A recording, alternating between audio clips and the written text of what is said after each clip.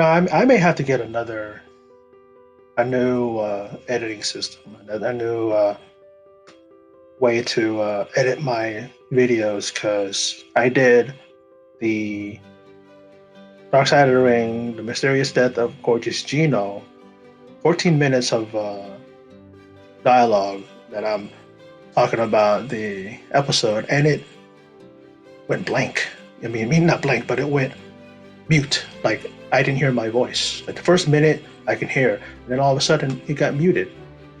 I'm looking at the original video, and I'm like, "What the hell happened?" You know what I mean? So it's like I don't know what I have to do. I'm gonna use it a couple more times, and if I have more problems, issues, I may have to, switch. I don't know. And if you see this video, and if you're inclined to, just let me know down below what video editing systems I can use. What because I'm using We Video. It's been good the last number of years, but I don't know. Ever since because they update it often, and oftentimes when they do, it just looks really just like I don't know what the hell's going on. The format's different. Oh, I gotta do it this way now. Anyway, I'm gonna redo my thoughts and my review on the latest episode, which is episode 5 of season 1 of Dark Side of the Ring, and it's about the mysterious death of Gino Hernandez, or Gorgeous Gino. He was born Charles Wolfe, and at the height of his career, the age of 28, young as he was, he passes away under mysterious circumstances. They say it was a drug overdose. They say it was suicide. Well, the circumstances looked like it could have easily been suicide, or it was murder. He ran with a pretty rough crowd, a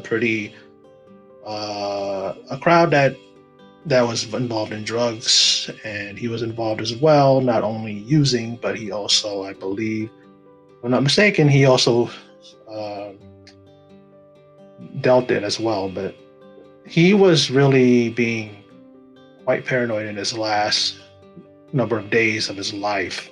His wife noticed it, his mother especially noticed it, saying that people were in his car, behind his car. He said he put on the brakes, slammed the brake, and the person ran out of his car. He always carried a gun with him. Lady Blossom, a female ballet manager back in the day. She actually also, if I'm not mistaken, is also the ex-wife of Stone Cold Steve Austin, the one who came up with the whole Stone Cold name for him. When she said, "You better drink your tea before it gets stone cold," and that's where Stone Cold said he got the name from. Anyway, she was there. She said that he acted really strange in his last days before he was found dead. Found dead of a number of days, and they said that his body had decayed so bad that they didn't recognize him. He had a closed casket when he was buried. And also, the fact of the matter is that they said that it was very contradicting the report of his autopsy from the morgue. I mean, uh, they said that the person that they had found was Mexican, obese, he was uncircumcised, and that's a very striking difference between him and Gorgeous Gino, who was not any of those things, and namely, as per the verification of his wife, he was circumcised. So, was that him? Or is it because his body had decayed so much that it distorted his body and it made things not appear as they were? Maybe he could have easily faked his murder because in doing that, he can evade the individuals who were after him. You know? But very, very sad circumstance surrounding him, his death, and especially his life, because the guy was 28 years old, very young, starting his career. He dies in 86. This is a guy that the sky's the limit for him, you know. After World Class Championship Wrestling, where he was a big star at, he could have easily moved over to WWE. And at that time, late 80s, that was the height of Hulkamania. Macho Man was in there. Uh, Ricky Dragon Steamboat, Jake the Snake Roberts, Ultimate Warrior. All of them were at the height of their popularity and their careers as well. So he could have easily slid in there. He could have been easily a top heel opponent for Hulk Hogan. Hogan needed a lot, needed heel opponents, and he could have easily slid in there because he was a heel. And a lot of people thought that his persona was for real. Think about how people thought back then, that time, still people thought things were real. When he died, they thought that his tag team partner, he was in a tag team known as the Dynamic Duo, and Dynamic Duo, yeah, the Dynamic Duo, and they thought that Chris Adams, his tag team partner, had something to do with it. And because the storyline was they turned on each other, and Gino had actually gouged his eyes out, Chris Adams' eyes out, and he played it. He played the whole gimmick of him being injured. He had patches on his eyes. His wife would walk him all around, and so people were starting to say maybe he has something to do with it because it's a form of retaliation. But nowadays, of course, we know, people will know, it would be like if they said something like that, people would have pictures and information that the fact that they saw him walking around without a patch on it and seeing them put the patch on, you know what I mean? Now you can't get away with that stuff now. Nowadays, there's no, they say kayfabe is dead, and it truly is, It's rare that they do something where nobody catches on. But his mother, poor woman, for 30 years, she had to look behind her back. You imagine, this lady probably was seeing some people in a strange car following her car, or a strange person that she thought was following her. And for 30 years, she had to definitely keep one eye, like I was saying, one eye open, one eye closed when she slept. It's like one of those things. And then they had this individual who disguised his voice so that, he couldn't be recognized.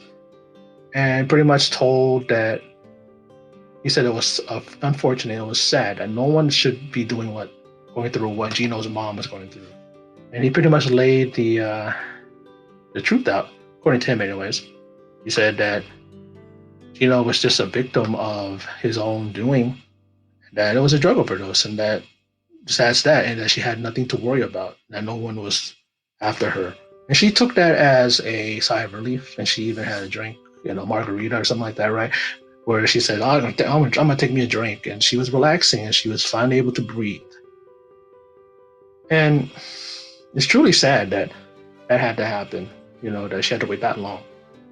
In the end, her son pretty much is the one who was more than likely the one who caused his death, dealing with individuals that were very shady. They probably thought that the guy was a liability because he kept snorting cocaine all the time. They said that he had like 5 times the amount in his system. And they probably thought this guy he's gonna flip on us. He's gonna say something. He probably knows something. Let's get him out of here. They probably murdered him. Who knows? You got Bruce Pritchard on there, aka Brother Love, and producer and all that stuff on WWE. And even he says that, even he's leaning towards murder. It's just too cut and dry for him to just have had a drug overdose. But, let's remember how the guy lived. Definitely a guy who was ahead of his time, even though elements of his character, it's like along the lines of like Ric Flair, Buddy Rogers, and others who had that character, that, the lifestyle. You had these tailored suits and expensive cars and fast women. And the guy was really great on the mic. He could cut a promo like no other. And like I said, the guy was up. He was going up. He was one of the rising stars, and he dies at 28. Unfortunate, but that's been happening a lot lately. Just a breaking news that Shad Gaspard, who we all know as a member along with JTG in Crime Time, the popular tag team back in the early 2000s. I love the guys. They were so great, funny. They were always stealing things, and stuff like that. The whole street mentality and all that. And they were a great tag team. And the last I read was that they called off the search because he apparently was washed away out to deep into the ocean. He was swimming with his son, and the last word that people said, that witnesses said, that he had said, "Save my dad, save my son, before he saved me." And then right after he said that, he got swept out to sea. So who knows if he is gone? Because it's like he was only 39 years old. Another young wrestler taken. It's happening. Ashley Massaro, she was very young also when she passed away. Test, remember him? Andrew Martin, he was 30 years old. Lance Cade, same thing, 30 years old. A lot of these guys dying young, and I don't know if a lot of the circumstances are as mysterious as Gorgeous Gino. Gorgeous Gino left behind a legacy, and that hopefully the younger people nowadays can tap into YouTube and look him up and watch his matches and see that the guy was truly gifted. Man who he took after his stepfather, who he actually took his last name of Hernandez. He was born Charles Wolf, like I mentioned. And so he really, really idolized his stepdad, and he even said that when his mom said that, she was so surprised at how good he was in the ring, and he said, "Well, I perform all those moves because I'm wearing my dad's shoes." And you talk about following in someone's footsteps. That's literally following in someone's footsteps by actually wearing the person's shoes. But again, that's the my video on the Dark Side of the Ring, Season 1, Episode 5, entitled Mysterious Death of Gorgeous Gino. He was taken too young. He was a rising star. Who knows where he could have gone had he lived. Well, that's my video. And for those of you who stopped by and checked it out, I appreciate it. And in closing it, as always, take care. Please remember to subscribe, click like, and click the bell icon for all notifications on this channel.